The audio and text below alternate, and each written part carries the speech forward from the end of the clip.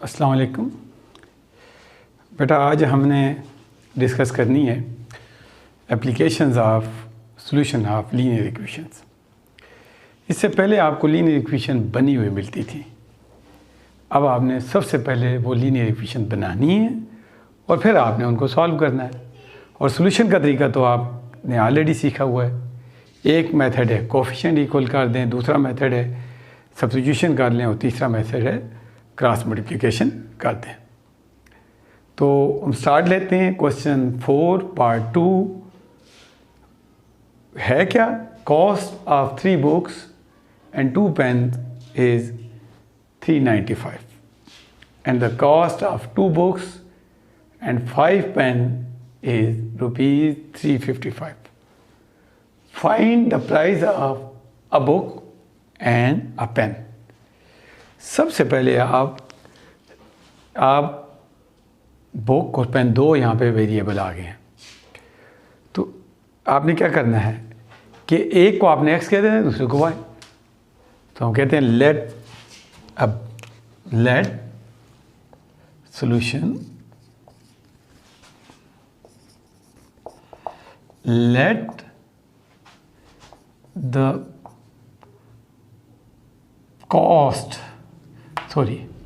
price of a book is equal to x। Book की जो price है वो x है and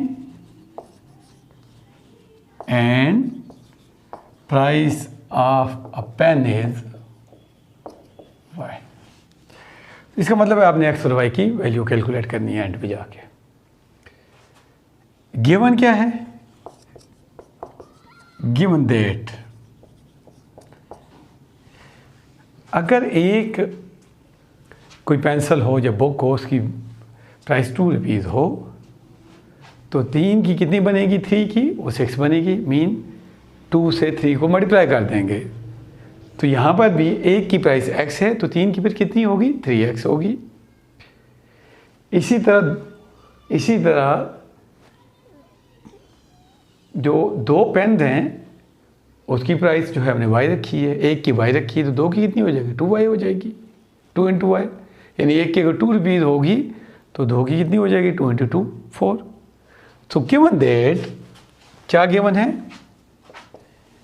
how many books? 3 and price of book is x 3x plus 2 pens, number of pen 2 and price of a pen is y is equal to 395।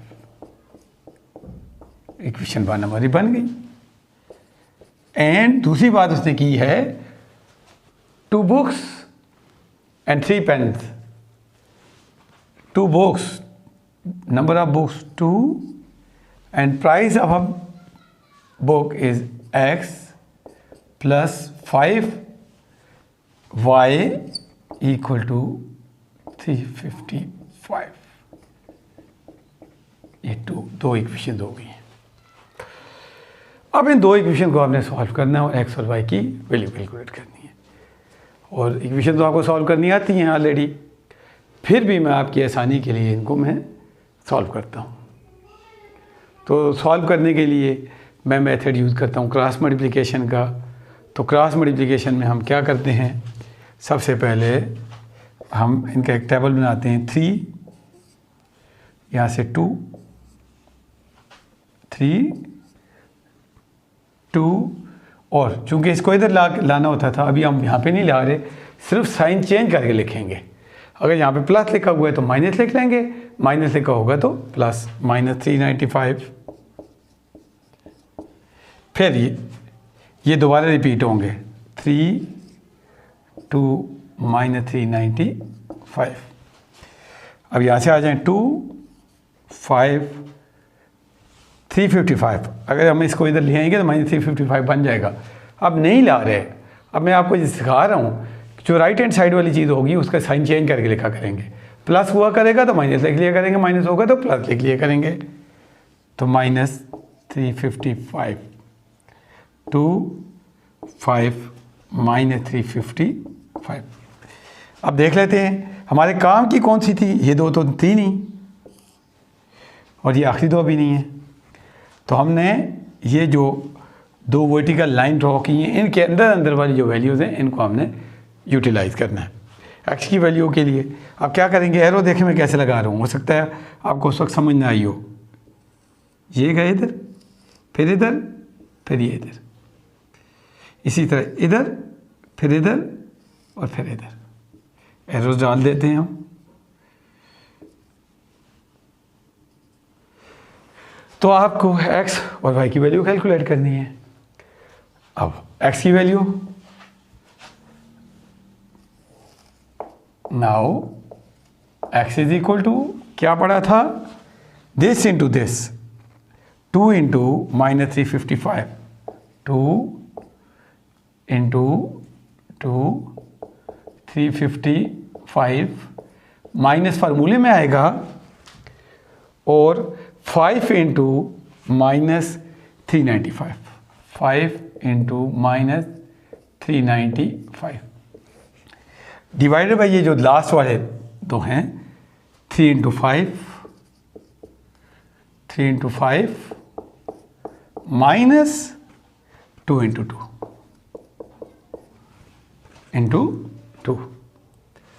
तो इसको solve करते हैं।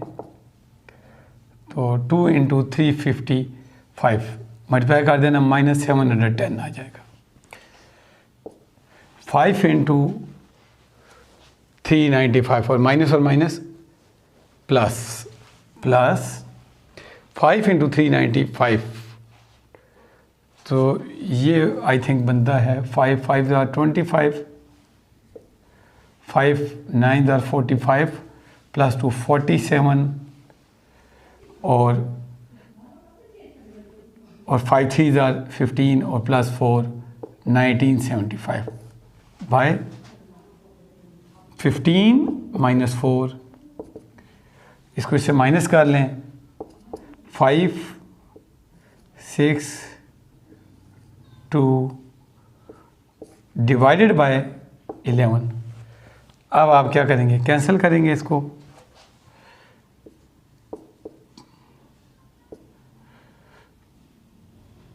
ये 5 इसकी कटिंग करेंगे तो आपके पास आ जाएगा 115। So value of x which is the price of a book is, this is the price of a book, a book. Similarly, इसी तरह जब y की बारी आएगी तो y के लिए क्या करेंगे, आपको खुद पता है, पहले से आपने सीखा हुआ है। y के लिए खुद सॉल्व करना है आपने, and y is equal to, आपने इसको इससे मल्टीप्लाई करना है माइनस ये और डिवाइडेड बाई 11 डिवाइडेड बाई 11 होगा। जब इसे आप सॉल्व करेंगे तो आपकी जो होगी, जो वर्ड प्रॉब्लम थी, ये वाली प्रॉब्लम जो पहली दफ़ा आप कर रहे हैं, आसानी से आपको समझ आ जाएगी। अब इसके साथ ही आपने जिस तरह मैंने ये वाला क्वेश्चन सॉल्व किया, इसी तरह आपने क्या करना है, इसका थर्ड पार्ट भी सॉल्व करना है।